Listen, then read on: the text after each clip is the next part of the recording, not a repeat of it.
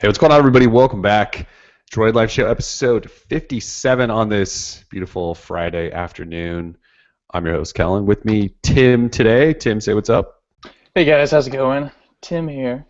So, welcome back after, well, we didn't get to go Wednesday because we had some other stuff going on, but we still squeezed in a show this week, although it is, again, on Friday afternoon. So, if you're not listening to us live, actually, if you're listening to us live, we apologize for not the normal time. If you're not listening to us live, then you probably are just listening to a recording anyway. So, this episode 57, and we got quite a bit of stuff to talk about, which we're surprised because we're kind of in between sort of phone releases. Like the S5 and One are out. We're waiting for the G3 and the new Moto and all that stuff. But there's a whole bunch of rumors and some events happening. So, Tim and I are going to run through our final thoughts on the Galaxy S5 because we finally, over the weekend, published our S5 review. We'll talk about Google Play edition of that, maybe the Prime version, which is still being rumored to this day. Tim then got to go hands-on with the OnePlus One, so I'm sure he's got plenty to say there. LG is having an event to announce the G3. Motorola is having an event to announce something. There's a second rumor now out there about this Android Silver program, potentially replacing the Nexus program from Google. Amazon smartphone render has leaked. There's lots of stuff going on. It's kind of been a busy week for the most part, actually, surprisingly enough.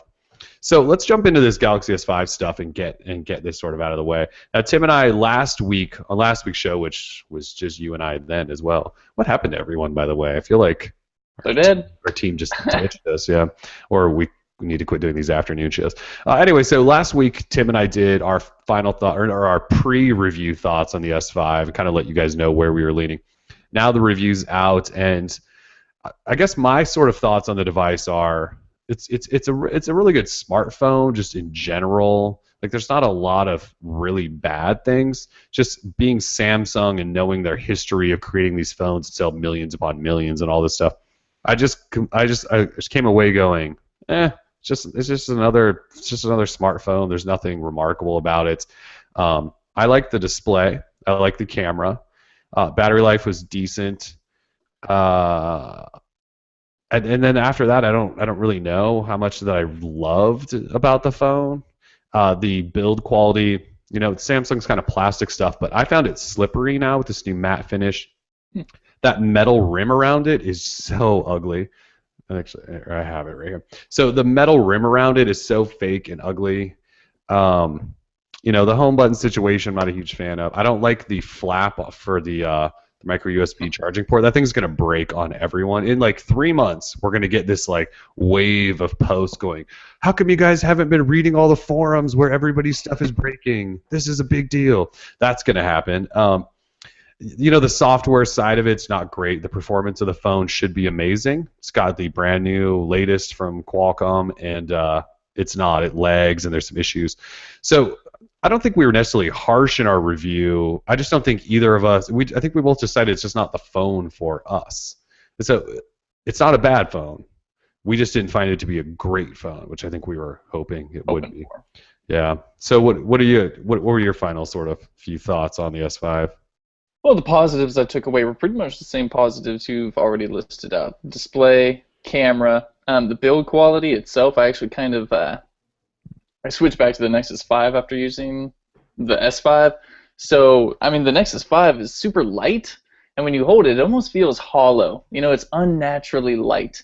So, the S5, it does feel sturdy enough, but I don't really care for the look too much because, like you said, the chrome around the edges, and it's a bigger device for sure. Mm-hmm. But so the weight was sort of throwing me off going back to the Nexus 5. Having the Nexus 5, it's sleek, it's small, it's easily manageable with one hand. So, like I said, camera, display, fantastic. Performance, trash. Like I did not have a good time using the S5 like I had hoped. Right. And when I'm using a phone, I want great performance, and I don't want to have lag and jank and all that stuff. And I got it with the S5, and so I was kind of bummed about that. The waterproof it's nice. I've never dropped my phone in water before. Oh no, I take that back. I dropped a feature phone way back in the day in a pool once, but never a smartphone. And I did, I was showing off to my friends. We were at a restaurant or whatever. I was like, watch what I can do, and I just like stuck the S5 in a cup of water or whatever, and it totally survived. And people thought that was really cool. But so I mean, it does kind of add, a little bit of safety, It kind does. of a cushion for it, which is nice. Hmm. Other than that, the S5, I'm kind of glad to be off of it. Um, I'm much more looking forward towards the next LG flagship and the Moto flagship. I think Samsung they took, I guess I would say one step forward and two steps back. I mean, they did bump up the specs, but the overall, I would take the S4 over this device. Easy to say. So they put more bezel on here, and I just think the performance of the S4 was even better than the S5. So even KitKat couldn't help it. Which is saying a lot because the S4 had its performance issues as well. So Yeah. we kind of knocked it. So we kind of do this breakdown where we go the good, the somewhere in the middle, and then the not so good is kind of how we do our reviews. And the only two that were in not so good were design and performance, but they're pretty bad. I mean, if you think of, so we actually wrote pretty extensively on both of those, and you and I talked about before we came on the air. But the size of the S5 compared to the S4, it's quite large compared to the S4, but the display is only zero point 0.1 inches bigger, so it's not really much if you think about it, but yet it's huge compared to it, so it almost makes it awkward to hold. Like you mentioned, there's extra bezel now that wasn't there in last year's. It's unfortunate. It's a good phone. I'm sure millions of people will buy it and love it. Of course. Just I don't know. It didn't do anything for us. So. Yeah. Because we're super elitists. Because we are super elitist. And that sort of leads us into some other topics there. Like we saw on Google's sort of Google Play edition section of phones this week, we saw Google try to sneakily swap out the picture of the S4 Google Play edition with an S5. And we caught it and posted it up, and it's since been removed, obviously. And we still haven't seen the S5 Google Play Edition go live. And we don't know if it's coming. I don't know that anyone has ever given a statement on that. I don't think Samsung has, or Google, I don't think. Word. Yeah, so I think we're all sort of assuming there's going to be one. We've never seen it or heard anything about it. But anyways, we sort of caught Google playing with some photos. So if you guys go to the site, you should be able to find that. But yeah, I mean, it's coming. I still don't think I would buy it. Like I have the S4 Google Play Edition, and I used it a lot last year. Like I think I went from the One M7 unlocked to the Google Play Edition S5, and I used that for a long time until the Moto X came out. So, and I picked it up the other day, and it feels the S4 actually feels really good in hand because it's all screen and all that stuff. But so yeah, I don't know. So we might get a Google Play Edition S5. I still don't think I would tell anyone to buy it either. I don't know, the home button, devices with home buttons really just don't do it for me. I like the on-screen buttons. So. I do too. It's funny because they've sold millions and millions of phones, right? And so is Apple, and they both use physical home buttons. But yet I swear, once you go on-screen buttons, you just don't want to go back to having to physically press in a button. And then also the multitasking button. So Samsung used to use a menu button, right? And they swapped it this time for multitasking.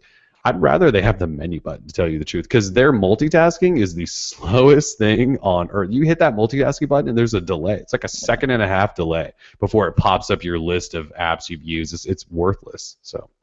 Yeah, I completely agree. So. Yeah. So that's all done. And then now we're going to start talking about rumors of this Galaxy S5 Prime, right? Because we've all moved on from not that we've moved on from the S5. We'll still talk plenty about it, but we've moved on from our review.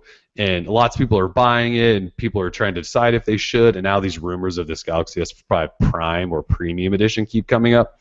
And as much as Samsung denies it, these things just won't go away. And so I think the newest report was a report out of Korea, I believe, and Asia today. And they just said this phone's coming in June. So, I mean, we're in May. So if there's really a Prime Edition of the Galaxy S5 coming in a month and a half, what a slap in the face to S5 owners. Right. I mean, they just got their phones, not even, 3 weeks ago, 4 weeks ago, 3 weeks ago? Mm-hmm. And there could be a Prime edition. Like I kind of get, if Samsung does it, I kind of get why they would, instead of just doing 2 big releases a year, because they've sort of seen slowing sales like everyone has, maybe they would want to add a third major product in there, right? So they could do one in it's early Q2, then do one like in late Q3, and then do one in, I don't know, early Q4, so they could go S series, so they could go like Galaxy S5, 6, and then they could go Prime, and then they go Note throughout the year, kind of spread those out. But it just seems like, and then if you introduce a Prime version, what does that mean for the Galaxy S5? Is that not a Prime? Is that not like a flagship phone anymore? Does that become mid-range? Not. No, it's kind of like those terrible cartoons that used to come out when Apple would release a phone. People would see everyone have, and they're like, okay, I got it. I'm part of the in crowd, and then a week later, boom, a new phone is out, and you're a loser once again. Right. And you have to throw more money at your display. I think it sucks. I mean, Samsung just spams the market too much, and they flood it with so many products, and not just phones, but tablets especially. I mean, you could get a Samsung tablet in any type of configuration you could ever imagine, be it large, small, mid-size, storage, 4G LTE connectivity. It kind of sucks, and it really, me as someone who talks about Android all day, and then I have people ask me about like tablets and stuff, I'm like, dude, I would probably recommend just getting an iPad because there's too many to choose from. So, and they're going to work. Android tablets, too, don't seem like they get very much support. Exactly. Like for the software and stuff. Samsung does a pretty good job. Obviously, the Nexus tablets. Other than that, I don't know that anyone does a great job. So, yeah. Yeah, it's hard to tell. But either way, like you said, the Prime, I'm sure it would be awesome. But after seeing the performance of the S5, I don't know if a QHD display on a Prime is going to do any better. It might even do worse. Who knows? So well, if they create this Prime line, is it going to be $300 on contract for this thing? Because the Galaxy S5 is still premium at $200 on contract and $600 to $650 off. So is the Prime now going to be like $800 to $900 off contract? I mean, what are they doing? If they're creating a new version or a new line, I don't understand the point, I guess. I think the only way we'll be able to tell exactly what Samsung might try and do here in America is to see what LG is going to do, since it's pretty much confirmed that LG is releasing a flagship with the QHD to see. Right. So maybe we'll see how they price it and then see how Samsung attacks that. Yeah. So does that then drop the price of the S5 down immediately? Like 2 months later? It's just maybe such a the weird S5 thing. would go to $99 on contract. I mean, I think that's where it pretty much belongs, $99 on contract. Well, I mean, if you compare it to, like you said, LG is going to do a Quad HD. And if Samsung's going to follow up with one, it seems like you should probably drop the price of the S5 immediately if that happens. It sucks again for anyone who buys the S5. If you were actually on the fence right now about if you were going to get the S5, I wouldn't. No way. There's just too much coming out still with LG, Motorola, and possibly Samsung. Yeah, I mean, LG's going to announce a phone in 3 weeks, so you might as well wait to see that. Yeah. And then after that happens, we could get a new event in the works for Samsung and this Prime thing or whatever, I mean, there's always something coming out, right? Eventually you have to make a decision, but Samsung didn't exactly wow us with theirs, and LG might. Mm-hmm. So. And the OnePlus One, if you're thinking about off-contract phones, I mean, there's so much to think about. Oh, the one. Okay, well, let's talk about this OnePlus One. I mean, I think we've killed the Galaxy S5 now. Yeah. So OnePlus One was announced 2 weeks ago now. I think it was 2 weeks, week and a half. Like a week and a half. Yeah. Okay. So OnePlus One's official. You guys know that we talked about it last week. $299, no contract. We don't know how you're ever going to be able to buy one. Actually, they've sort of said late June is when they're going to be readily available, more easily available, I guess. But anyways, you got to go hang out in San Francisco with the CyanogenMod team. Cyanogen Inc. Oh yeah, Cyanogen Inc., who still creates CyanogenMod. What a weird thing there. So you got to hang out with them, and then also spend some time with the OnePlus One. So I think you kind of wrote up a little bit on it, took some video and stuff. But I want to know your thoughts on this phone. Is it the one? Is it the flagship killer? Dude. It's not the one, and it's not the flagship killer. I hate to be the bearer of bad news, folks. I mean, it's cool. You know me, my preference and taste in devices is ever changing. 1 minute I was the leader of the Note 2 cult. The next minute I can't stand the Note 3. Oh, it's too big, And so I feel like I'm kind of back because I fell in love with the Moto X. Right now I'm in that middle space, kind of with the Nexus 5, where I don't want too small, but I also don't want too large. The OnePlus One, for me at least, was just too large. For someone who does let me talk about the phone from a more objective way. Like, the phone seems good. It has great specs. However, with the way that they kind of implemented that stock Android, I get it. For people who want to tinker with their phones on a cheaper phone, only $299 for 16 gigs. It's a steal. You can't beat it. Right. Again, I think it's going to be very limited to who all buys this device. And at that price, it might even be sort of like an impulse buy, you would think. Mm-hmm. But, oh, it's big. I mean, I put it up next to the Galaxy Note 3, and it's just right there, right alongside that. So, I mean, you have to like phablets. It's tall. It's taller than the S5 by a hefty margin. So I'm a big size guy. I'm a big usability guy with one hand. So if that's not a big deal to you, have at it. The specs: 801 processor, 3 gigs of RAM, I believe they said. Yeah. What is it? 13 megapixel camera. I mean, the specs are there. It's great. 1080p display. The specs are there. I just don't think this company that has had such a horrible PR mishap with the Smash the Pass stuff, and people don't even know who the hell they're owned by. I think they're having some troubles, which any startup can have. You know, you're a newcomer, people don't know you, they're willing to kind of throw stones at you. We'll see if they're able to power through that and just release a good phone. However, I don't think it's going to be the flagship killer that they want it to be.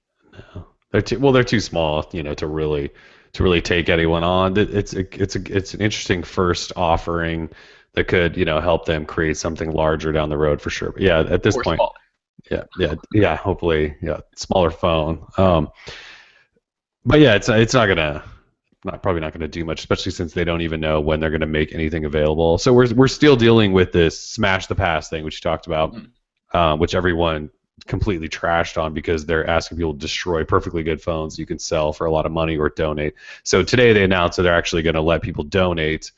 The odd thing there was they're like, yeah, you know, we could let you donate to Mobile Medic, which is you donate phones to healthcare professionals that work in countries that don't have technology and stuff like that. Anyway, it's a good cause.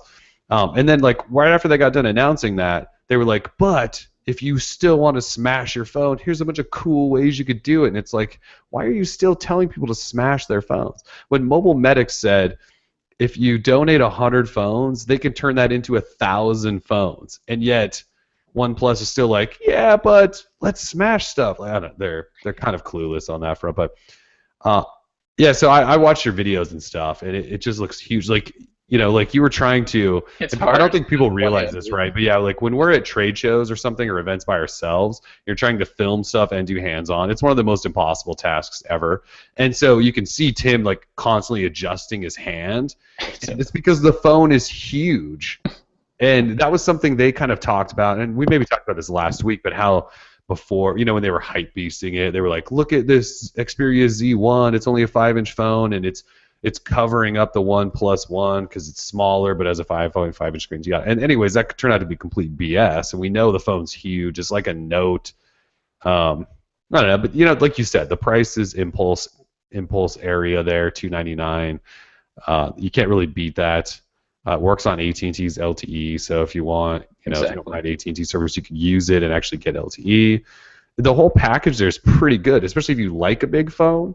You know, we'll see how CyanogenMod does with updates to CyanogenMod, whether, you know, they're pushing out like KitKat and all that stuff. Because is CyanogenMod like 11? It's not even. Is it stable? I don't even follow it anymore. Like they haven't put out like a stable KitKat build yet, have they? I mean, they're like slower than carriers and OEMs at this point, aren't they? So from what I saw on they kept having to emphasize that the software and the hardware that we were using at this meetup was prototype-ish, right. Which is such. I thought it was BS, to be honest. Like I don't think that. I think it was just janky. What was it running? Is it 4.3? Do you remember? No, it was KitKat. I'm pretty sure. It was KitKat. Okay. Yeah. 4.4.2. But I saw forced closes everywhere. You know, I'm sure that type of stuff will be cleaned up by the time it launches. But I hope so. To invite press out, you know, you want to put your best foot forward in that case, and I was not overly impressed. Yes, the phone was thin. It was, you know, felt well constructed, But Well, because Oppo made it, so it should. oh yeah, totally. So you know, I won't rag on it too much until I really get my time with it, like a good week and a half or 2 weeks with it. And I'm able to test the camera and the performance and gaming on it and all that stuff. I like to do my own little tests. So having a couple hours with the device is hard to really give you, a very good idea of what to expect Right. in long term. So, but again, any other device in that category of 299, for top tier specs like that. I mean, Blue just came out with a phone kind of like that, except it's launching with no LTE connectivity, and it's launching with 4.2.2, which is embarrassing. Yes. So, Very. I mean, really, And it's not. And it's like $400, isn't it? It's $100 more expensive or something. is it 399? Yeah, I think maybe 399. it's $399. Yeah. It, So yeah, it's what in they that- did with the yeah, price there and you the go. overall package is kind of crazy. So Yeah, it's kind of hard to beat, unless I think the Moto X is now 299 too for a little bit. Is that yeah, true? well, it was yesterday. Actually, you can Oh, buy it. You can still buy it on Amazon, the unlocked US version for $299. I looked today, so and that's not a bad little package if you like the smaller phones. Although, again, I would just not buy any phone ever until we know what flagships are coming still from LG and Motorola this year. So, yeah, at this point, right? You might as well at least wait until you see what LG is doing for sure, use a burner phone for a couple of months if you have to. Just or pick up like a Nexus Don't worry. 5 or something for a couple. there you of months. go. Exactly. All right. So speaking of LG, they announced an event for May 27th, a big event. They're doing a big press event in London on that day, and then they're also doing one in New York and San Francisco, sort of satellite events, to announce their next flagship, which they've already confirmed is the LG G3 because they said so in their Q1 earnings. So that's coming May 27th. They're going to announce it that day. We're starting to see some leaks. We got a good leak last night of two photos, one of sort of an angle of the front, another sort of angle of the back. And it's got, that button arrangement on the back with a circular power button, though, and then volume rocker up and above that. Didn't you say there's maybe an IR blaster on the back? Isn't that where they put it, like that and the LED flash sort of straddle the camera lens? It looks big, though, and it's rumored to be 5.5 inches and quad HD. So, although, if you look at that, it was the phone that went to Japan that went with a really weird name. That leaked. SIFL. Yeah. So that thing is like, it looks like it's like 90% screen. Yeah. It's crazy. So if they can do something similar with the G3, 5.5 inches. I mean, maybe the phone's the same size as the G2. You know what I mean? Like, they could do something crazy there. So while it looks kind of big, they might work some magic there. LG did last year with the G2, so they could again.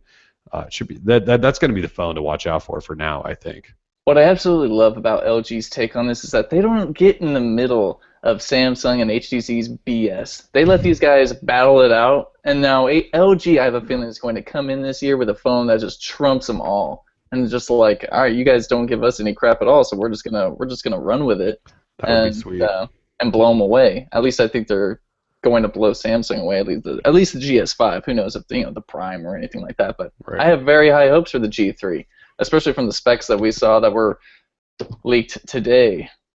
Reported specs. Purported. Yeah. So what were those again? It was like 3 gig of RAM. Yeah, 3 gigs of RAM. Well, it would come in two variants: 16 gig with 2 gigs of RAM, 32 gig storage with 3 gigs of RAM, 5.5-inch QHD display. Had that back-facing keys, of course. Was it 13 or 16 megapixel camera? 13, I think, yeah. with OIS. I love LG's 3,000 milliamp hour battery again, and the battery life on the G2 last year was phenomenal. So. Phenomenal, and they say it's removable. So I mean, if you can remove and expand or enlarge or whatever, swappable backs maybe then too. That's freaking awesome. Give me a break. So. Yeah, that's going to be a crazy phone, I think. So yeah, that's May 27th. We'll be on hand in San Francisco, probably both of us, at least one of us, maybe even both of us. So that should be a good time. So yeah, you guys will want to definitely stay tuned for that. Not sure if they'll have a live feed or anything, but chances are they probably will. This sounds like a pretty big event, yeah. We hope so. We hope so. And then speaking of other events, Motorola's hosting an event on May 13th in London as well. And they're kind of doing some smaller satellite things for press in the U.S. as well. That event, we're not expecting a Moto X. So If you hear anyone say that the new Moto X is coming on May 13th, they are wrong. It's probably going to be the Moto E. So the Moto E has leaked a couple of times over the last month or so. We haven't really talked a lot about it because it's probably going to be a step lower than the Moto G, if that's possible. Jesus. So, in other words, it's for emerging markets. This is Motorola's second take on a really, really, really affordable phone that anyone can have for prepaid, and then again for emerging markets. So, they sold the hell out of the Moto G. They called it, I think they called it their highest selling or best selling smartphone ever, which is to say quite a bit when you think about the OG Droid and all those droids and all that stuff. The Verizon push. So. Moto G was their best-selling smartphone ever, so the Moto E is along those lines. They'll probably sell a bunch of it. So on the 13th, they're more than likely going to announce that, and we'll have coverage on that day as well. So the rumored specs are 4.3-inch 720p display, a gig of RAM, a dual-core processor, 5-megapixel camera, and a 1900 milliamp hour battery. So nothing crazy. The good stuff's coming later. So like Moto 360, the watch, and the new Moto X are coming much later. They said late summer, so we're not even in summer, so don't expect it yet. Feels like we're in summer sometimes. Yeah, we had a couple of summer days here in Portland this week, didn't we? Yeah. On Moto, though, so Moto X Plus One, a couple of weeks ago, EvLeaks tweeted out that a new product was coming out called the Moto X Plus One. He also said that future Moto X backs could include leather. And so yesterday or last night, I believe is a German site, noticed on the Moto Maker site that if you tweak the URL slightly, you could get it to pop up a site that showed Moto X Plus One, and so the world kind of freaked out a little bit today. And so I guess that confirms that there really is a Moto X Plus One, although I'm assuming that's EvLeaks got it from their website. So I don't know why everyone's so freaking out about it. But anyway, so Moto X Plus One made another appearance today on Moto Maker. We still have no idea what it is, by the way. We don't know if it's a slightly beefier Moto X, if it's a Moto X plus some headphones. We have no idea what Moto X Plus One means. It could be the new Moto X. No one knows at this point. But it showed up again, and could be an accessory. Yeah, it could be an accessory. That's exactly right. It could be an add-on to the Moto X. Yep. Who knows? Plus One. I think the Plus One name is just so stupid. It's very stupid, which is why I think it's like an add-on or an accessory or something, yeah. Yeah, if it is a phone, I will be deeply disappointed in their naming scheme. I will be too. People please just stop removing the word one or the digit one from their phone and product names. And plus. and plus. We just need to move far. I wish we could go a decade without somebody naming their product the One. There's so many ones. Although X needs to go away too. X has been around much longer than One, so I also feel that X needs to go away. Droid X2, Moto X. There's a few characters in the English language that get used a lot, like G, X. There's just something about them that have like a powerful punch to them. Why not Q or like J or N? I like N or T. Yeah, something different than not X and G, but anyways, that's happening. So, events. May 27th is LG, May 13th is Motorola. That's sort of all we know so far. Let's talk quickly about this Google or Android Silver program that's been talked about now a couple of times. So, The Information, which is a group of journalists, at least a couple of which are from the Wall Street Journal that now started this own publication, they had sources say that Google's creating this Android Silver program, and it's going to replace the Nexus program. And essentially what it's going to be is a top-tier line of phones where Google partners with manufacturers, except it won't have like Nexus branding. I don't even know if it'll have Silver branding. That just could be a code name for all we know. And what they're going to do is take these phones, and there can only be, I think, like up to 5 at a time or something like that are under the Silver brand. And then they're going to sell them through carrier stores where Google is apparently going to have Silver experience sections and fully trained staff on the Silver experience. And they're going to help you, migrate from one phone to a Silver phone and some other things like that. And, yeah. LG and Motorola are thought to be the first couple of partners. Samsung, HTC, and Sony may be still on the fence about it. And there could be 24/7 support through something like Hangouts on these phones. Could be like Amazon's Mayday service. It's an interesting idea. So earlier in the year, or maybe it was the end of last year, that Eldar Murtazan character said that 2015 Nexus program would be dead and it would be replaced probably by something else. And so I sort of talked at the time. I said, if they're going to kill the Nexus program, they still need hardware to at least release new versions of Android on or something like that. Like, you can't just kill the Nexus program and then just not have any sort of hardware closely affiliated with Google. You have to. And so we talked about maybe the Google Play Edition could turn into that, and it sounds like that's kind of maybe where this is going. So rather than having Nexus and Google Play Edition, you could just have Silver.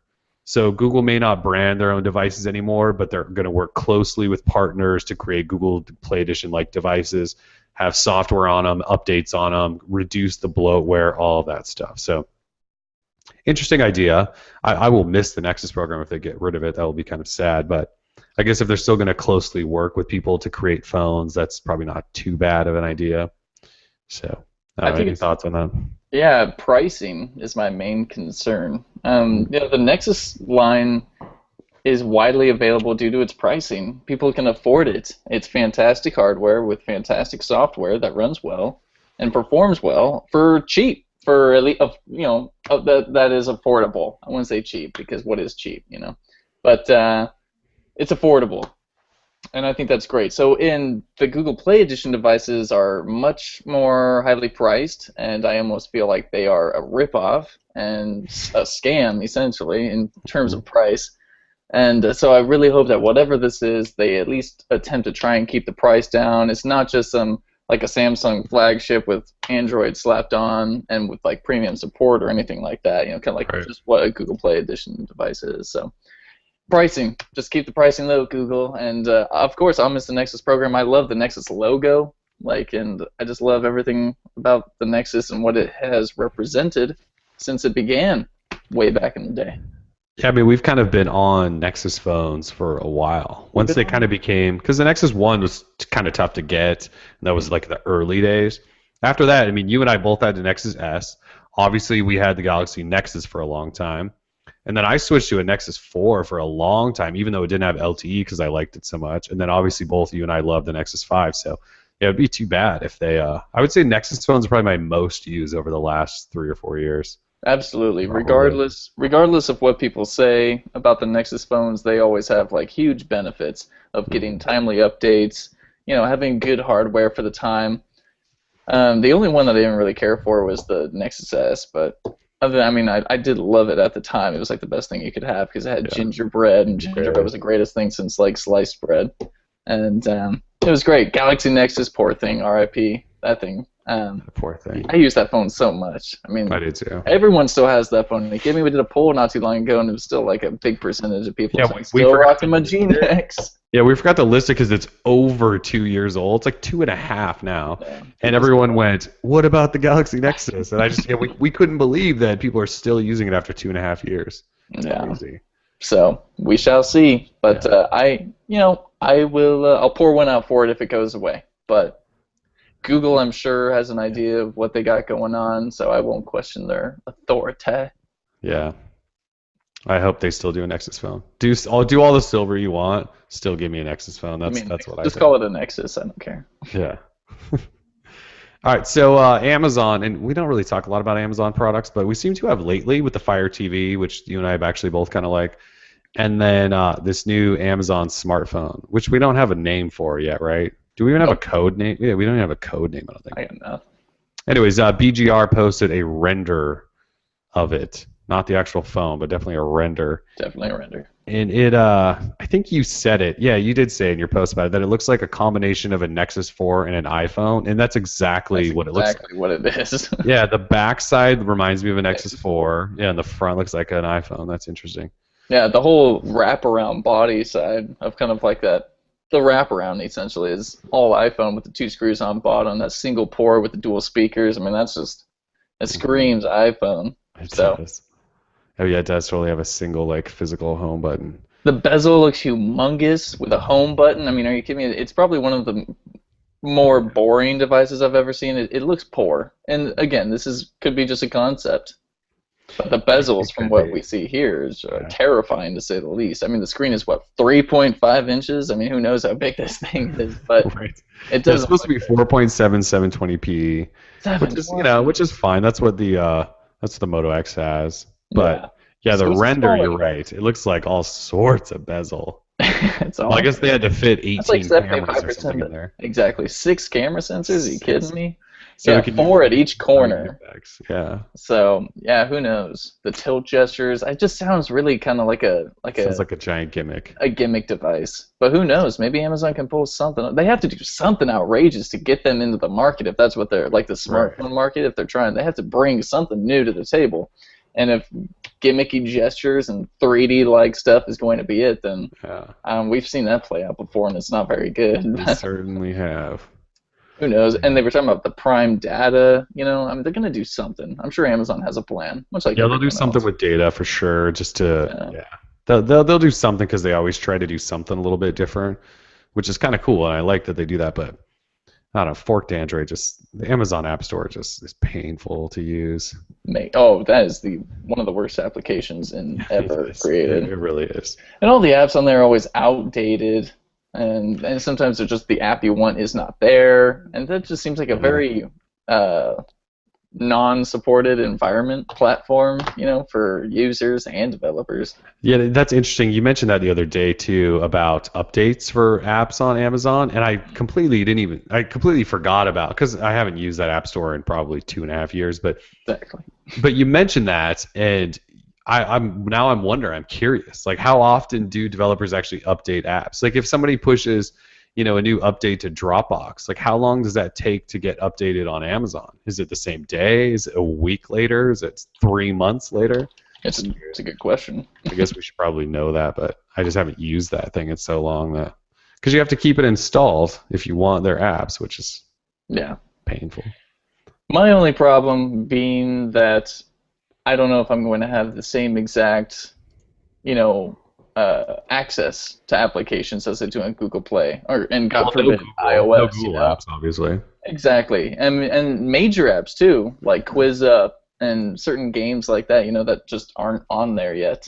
And there's no reason they shouldn't be. Technically, it's Android. I mean, you just throw on the same damn thing, just submit it to Amazon.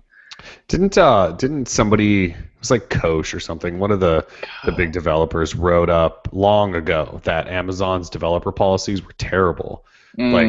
Like pricing, how you wanted to price your app and do all this stuff, like they basically had full control over because they were doing that free app of the day stuff. Yeah.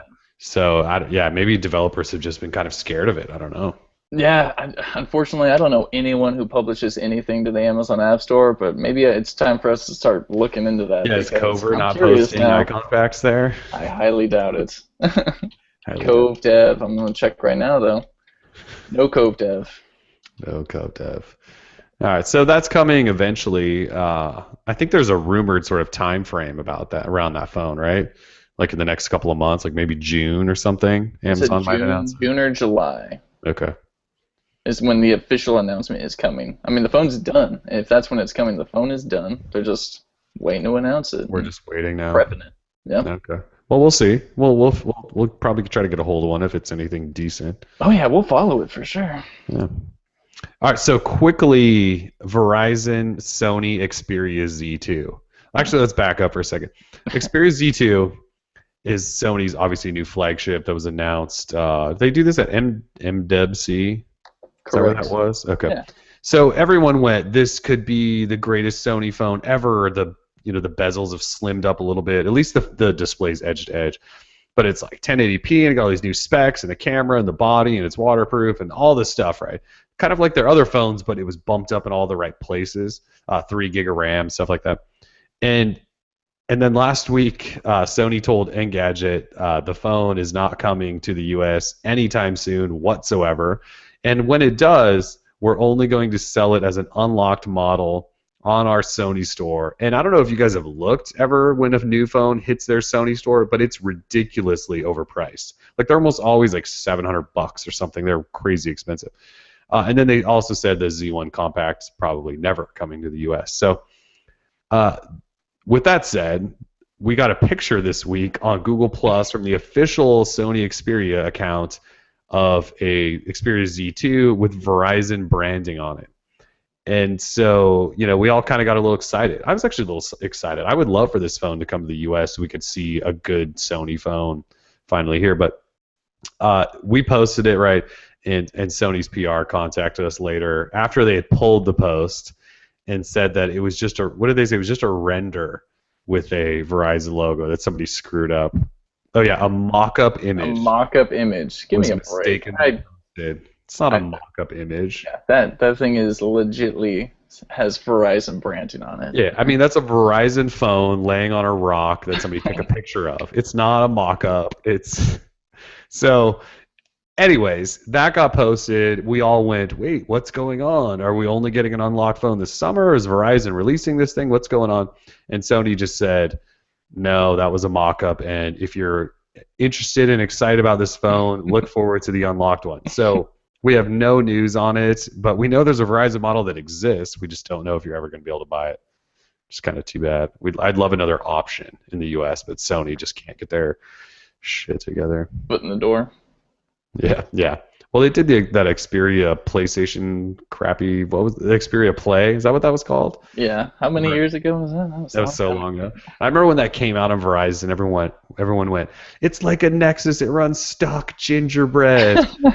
And once you kind of dove into settings and stuff, you realized it wasn't really stock. It just kind of looked stock. Yeah. What a bust that phone was. Oh yeah. So anyway, Xperia Z2. With Verizon branding, probably not coming anytime soon. In other news, Sprint is apparently, well, we got some new news on this actually since we started the show, but there's a report out of Bloomberg that said Sprint is going to make a bid for T-Mobile in June or July. Lots of billions of dollars tossed around in the post. So SoftBank, who owns Sprint, or the majority of Sprint, they're apparently going to prepare to make this massive bid. And so today the New York Post just said that even if they do make a bid, there's no way it's going to happen. I believe regulators are already saying they won't let it happen potentially. So makes sense. Yeah, so there's that going on. I personally don't want Sprint to buy T-Mobile. No way. Right. So T-Mobile announced their earnings this week, and they reportedly gained 2.4 million new subscribers. Verizon only added like 570,000 in the last quarter. Jeez. And AT&T would only say roughly 1 million. So T-Mobile added almost double what those two combined added, which is kind of crazy. And then Sprint, of course, lost like 600,000 subscribers or something. So T-Mobile's doing the right thing. While they didn't make money because they're spending tons on these on paying off people's ETF. And then also the marketing stuff. So they didn't make money yet, but obviously if they get new subscribers and they continue to stay there, that will change over time. But yeah, I think if Sprint bought them and they became Sprint instead of staying as T-Mobile with, like if they didn't keep John Ledger on for some reason and they changed anything, that would just be terrible. Like they're doing cool things, right? Yeah. So that's happening. But now there's, new reports. Now they're saying no way. Shutting that down. Well, good, because that would suck, dude. Like, I don't want some company gobbling up a company that's doing well, Mm-hmm. And that would be just another, the Japanese company controlling more interest in America's telecommunications industry. And for me, that doesn't sound like the best idea. Like, we got to keep some of this stuff American, right? Well, I mean, doesn't like Deutsche Telekom or something own T-Mobile anyway? So it's not like they're really American. Yeah, I mean, T-Mobile US. I mean, you got to keep that US in the name at least. Either way, I don't know. I'm not much about the politics and all that stuff. Right. I love seeing what T-Mobile's doing and shaking up the industry, and they're doing such a good job of it, and I don't want that to stop. I want, and Verizon and AT&T, they're having to change everything they're doing because of the moves T-Mobile is making, and the people it's benefiting are the customers, consumers, and people like that. So if that's what's going on, then I want it to stay like that because people are paying too much. Oh god, I was just gonna say, how screwed did everyone get when? So there's like that. I think it's been almost 2 years since Verizon introduced tiered data. Remember when that came down and the prices just went through the roof, no data at all, and the prices still went up And so that went on for like 2 years where everyone was just getting screwed, Mm-hmm. except for us that like hung on to unlimited data or whatever. But it just screwed everyone that had to go on to these tiers and all this stuff. And then T-Mobile comes in and starts changing all this, and now we're starting to see AT&T's bumping up data, Verizon's bumping up data. They're not changing their prices, so they're giving you more data for the same price. They're offering more value and all that. So yeah, I mean, even if you don't like T-Mobile, what they're doing is changing what the other carriers are doing for sure, and it's giving you more value for what you're paying for, which has been nice. So yeah, if they got gobbled up by Sprint, I would imagine they would try to kind of continue some of that what they're doing right now, but. Right. I'd rather be under T-Mobile than Sprint. I don't know why. I just would. Yeah. I just don't feel like more Sprint. comfortable. Yeah, I just don't like Sprint. I think they are the worst, at least in terms of network experience. Yeah. I've never had to deal with their customer service, luckily. Right. Luckily, because I'm sure they're lovely people, but Yeah. I like And their to. phones are fine and all that stuff, but yeah, I'm with you. The Of network course, they get the experience is phones, a little but bad. exactly, you can't go anywhere. I mean, I've been with you. We've been downtown Portland, and I can't even make a tweet or like post a photo to Instagram. What is this? No. Give me a break. Yeah, give me a break. So embarrassing. So embarrassing. Sprint. Yeah. All right. Well, you want to talk?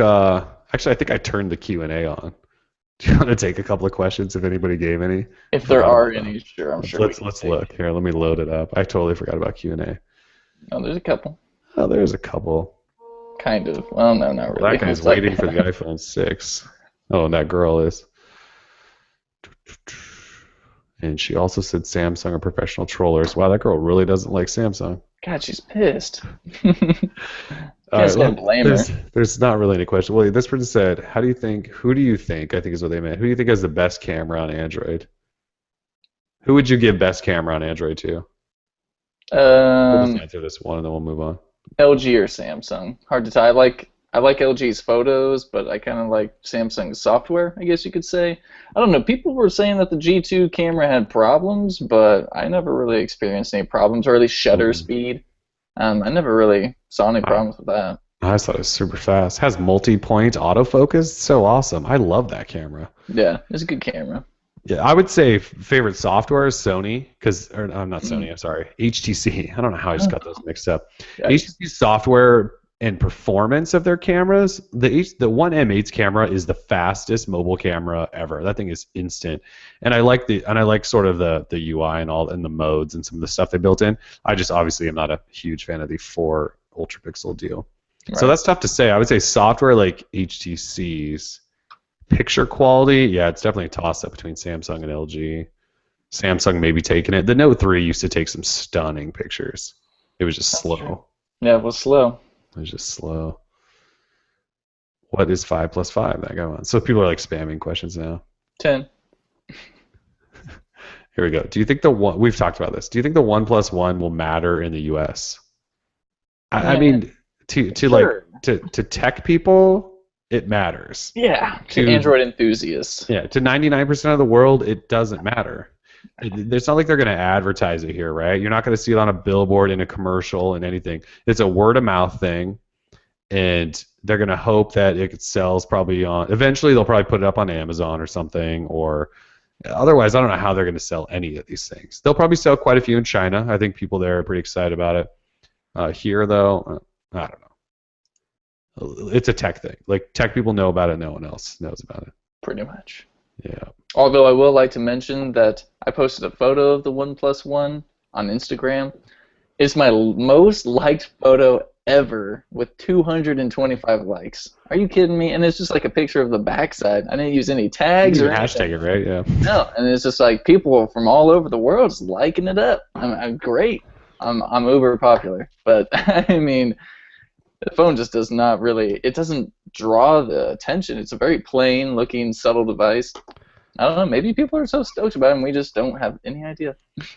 I think it's just such an at least sort of exciting idea because it's so cheap, right? But yeah, kind of crazy that it's your most liked ever. Yeah, I have a lot of good photos and that kind of hurts. You know, like I put a lot of time and effort into my filters. And people just like this unfiltered OnePlus One shot. People love OnePlus One. Guess so. Yeah. Let's see. That's kind of it, right? Yeah. Forgot to tell you guys all to submit questions. Sorry, guys. Sorry. All right, let's talk a couple apps, Okay. and then we'll think about wrapping up for the weekend. So you got apps you want to talk about? Yeah, I got a couple of apps. First, I want to talk about Up2, which recently, I guess, relaunched onto Android. Apparently, there was a widget form of the app before. Did I you believe confirm that? so. I believe so. Yes. Either way, it relaunched on iOS. This app calendar became insanely popular because you are able to add layers to your own personal calendar. So, say for example, I wanted to add all of the Portland Blazer games to my calendar. I could simply search for that layer and add it right to my calendar, and I can kind of what's that? Pinch Yeah, in and out little of pinches in. yeah, whichever layers. I can create my own layers, personal calendars, and upload those for other people to follow. So say if we wanted a Droid Life calendar, I could do that. We could put events on there and all that stuff, and people can easily follow it and add it to their calendar and all that. It synced just fine with my Google account, which was a plus. I didn't have to change over anything and import or anything. It just automatically synced, which was a very nice touch. I know you were using Up2 as well. Is there anything you'd like to add on top of that besides it's a really cool calendar? Yeah, I've sort of tried to adopt it as my full-time calendar, at least on my phones. The UI is really nice. Like when you scroll up or down, there's multiple moving parts and things. It looks really nice. And then I really like that you could add on like special calendars or whatever, right? Like I already had like the Blazer schedule because I created that long ago because I'm a super nerd like that. But like there's an NBA playoff schedule, so I toss that on so I know every single game every night, so I don't have to go find it in like in like a sports app. It's just on my calendar. Like you can throw like a Game of Thrones on there. Obviously, Game of Thrones is on every Sunday, but you could there's like a Game of Thrones calendar. There's like a Shark Tank calendar. I mean, there's calendars for things like that. I did two for music releases and movie releases. So like every time there's a new album comes out, I think what is Tuesday music album day. Yep. So they're just on your calendar. It says like these people are coming out today. So like Ray LaMontagne had a new album come out last week, and I was like, oh sweet, I'll check it out. So like that's kind of cool. And yeah, it does pull in all of your calendars kind of automatically and syncs everything, which is really nice. The only thing is on the One M8, it took like 5 hours to sync, or it was just having issues. So I had a bunch of issues there, but I had none on my Nexus 5. So, but otherwise, yeah, it's a calendar app I've been using, and it has a widget too. So I've been using the widget. But solid app for sure, and it's free, right? Correct. Yeah. Completely free. No IAPs. No IAPs whatsoever. So, Yes. Yeah, and I have one other app which is just silly. It's called Make It Rain, Love the Money. I think that's what it's called, Make It Rain, Love the Money. I'm gonna link it here in the chat. yeah, I was gonna say I need to look at this thing. It's a very interesting app. So what you do is you start with no money, and what you do is you're given a here. Let me open it up for you and show you what we got going on here. Oh, this is the funniest thing I've ever seen. All right, come on, load up. Oh yeah. Oh yeah. Start with nothing, but then I'm rich now. Yeah, so you start out with these bills, and you look have at it just raining. Yeah, I'm raining, so I can flick bills and make it rain even more. And so I have a few investments. So what you do, the game is based on you have investments. That way, when you make it rain, you make more money. So, and you have these like cash buckets, and that you fill up over time. So say when you're not making it rain, all your money, that is you have invested is being put into like a savings account or something like that. There is no real point to the game at all. You just sort of see how much you can make it rain. And you have to make your bucket bigger to save more money, and you can get bigger investments. Like you can do political investments, like buy a local judge or hire a former senator. You can do a whole bunch of weird stuff. And you buy businesses. Apparently, you can make billions and billions of dollars theoretical money in this game. And yeah, all you do is you just make it rain. I'm just reading the description. Like even in the description, it says, "Is it a stupid game, or are you just following behind your friends and looking for excuses?" Yeah. It's a 4.5 star rating on Google Play, and it's got over between 10 and 50,000 installs. That's why I tried. I saw it on the trending chart, and I was like, oh well, if it's on trending, I just got to try it out real quick. The graphics, and it actually is not that bad. It's very stupid. Like all you do is flick your finger and just make it rain. But It's kind of awesome. You get sort of addicted because you want to, buy a flower cart to make more money rain. This is awesome. All right. It's pretty great. Installing. I don't think I have any apps. Well, there's the LeBron Samsung app if anyone loves LeBron that much. Yeah, you gotta have the LeBron app. Otherwise, I don't really think I've installed anything new. Oh. No, not really. We did our top 5 apps and top 5 games of the month, though, if you guys want to check that out. Yeah, we did. I know we talk about push bullet all the time, but it got a big update. Google released standalone apps for docs, sheets, and slides. Well, not slides yet, did they? We're still waiting for that one, but we're waiting for it. Real quickly, I do want to touch on the list that I did make for the top. What was it? Top 5 games of April, correct? Yep. Yeah, I had XCOM Enemy Unknown on there, which is $9.99. Totally worth the price, though. I mean, it's like a full PC port to Android. It's really great. I also have, oh gosh, what was it? Oh no, I feel terrible now because I don't know. Oh no. What do you need to know? I do need to know. April games. I was going to do a quick Google search. That way I can pull it up and... It's right on the homepage, just so you know. Oh, it is? It's like a little shortcut to it in the featured column. Oh, thank you. I got it. All right. So, of course, The Walking Dead. Yeah. That launched on Android, and that thing is awesome. I've been playing it on the Fire TV, and absolutely love that game. Hello, Pants. Hello, Pants. Don't tap the white tile. That is completely free, and also completely it's addicting and weird, and the graphics are terrible, but it's a cool game. Don't forget about Impossible Road. It's $1.99 on Google Play. That's my go-to game at the moment. Impossible Road is freaking awesome. Although, Making It Rain might be my new go-to. Either way, Impossible Road. I had Epoch 2. That was the one I was thinking of. Epoch 2. It's the sequel to the first Epoch. You play as a robot who has to protect a princess, but unfortunately, you've lost a princess, and now she's in the middle of an army between 2 robot armies. Between a war of 2 robot armies. There we go. So yeah, that XCOM Enemy Unknown. Those were my top 5 of April, and they're all great. April was a fantastic month for mobile gamers. Good month for apps in general, I think. I agree. Like we got Mailbox, we got Carousel, we got Up2. We had those are good apps. It was a good month. I hope May can live up to it. I'm just looking at play music for Make It Rain songs. Who knew that Colby Calais had a Make It Rain song? Gucci Mane has a few Make It Rain songs. It's called Making Love to the Money. I was gonna That's say like no, one of my favorite songs. Gucci, but not Make It Rain anyway. But all right, I don't think I can like share and play a theme song as we roll out of here. So any other final stories? No, I got nothing. Looking forward to a new month. Yeah, we're in May now. It's kind of crazy how fast. Like we've already seen the release of the Galaxy S5 and the One M8 reviews of both. We're almost to LG. Before you know it, the new Moto X is going to be here. Like it's getting crazy. We already got an invite for CES to book our hotel. We keep forgetting about Google I/O. Like Google I/O is coming. I forgot. You're right. Google I/O is coming. That's in June. Yeah. That's gonna be sick. Wow. Lots of stuff coming up. So yeah, I mean, once we hit midsummer and then going forward, everything usually gets pretty awesome. So it's gonna get awesome around here. Oh yeah. Oh yeah. And the Blazers are gonna beat the Rockets tonight. Yeah, I hope so. Close out that series. Can't stand floppy beard. Houston fans that are listening. Sorry guys, but your team is mean. Beverly's mean. Parsons is mean. Flop, flop, flop, flop. Flop. Yeah. Flop, flop. Yeah. All right. Yeah, I got nothing else. So it's Friday. We'll wrap up. East Coasters getting late for you. You got to go party or something now.